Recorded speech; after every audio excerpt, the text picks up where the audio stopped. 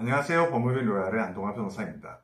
대여금 청구 소송 소장을 받은 피고는 원고의 대여금 청구에 대하여 전혀 인정할 수 없거나 일부만 인정할 수 있는 경우가 존재할 수 있습니다. 또한 원고와 피고 사이의 금전거래가 실제로는 대여금이 아닌 투자금, 증여금임에도 원고가 피고에게 지급한 돈을 반환받기 위해 거짓된 주장을 하는 경우가 존재할 수 있어 피고의 입장에서는 상황에 맞는 적절한 대응 방법이 필요합니다. 이번 영상에서는 대여금 청구 소송 피고의 소송 전략에 대하여 정리해 보도록 하겠습니다.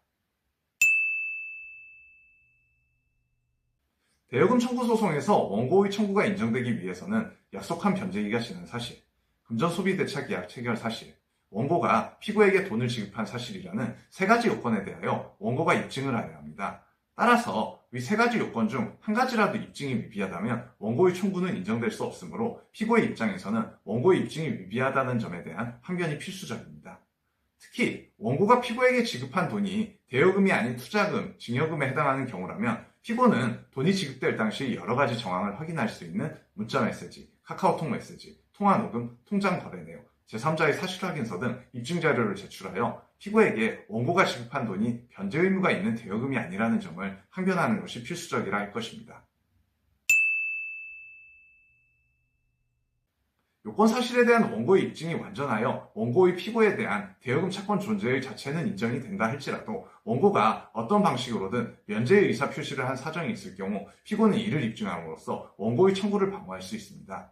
면제는 민법 제506조에서 규정하고 있습니다. 이미 피고가 원고에게 대여금 변제를 하였음에도 원고가 피고를 상대로 대여금 청구 소송을 제기하는 경우도 존재하는데 이는 수차례의 복잡한 거래관계가 존재하여 피고의 변제 입증이 어려운 경우에 주로 발생하는 상황입니다. 이러한 경우 피고는 변제 시기, 변제 금액, 변제 내역 등의 입증 자료를 정리하여 피고의 변제 의무가 완료되었다는 점을 항변하는 것이 필수적이라 할 것입니다.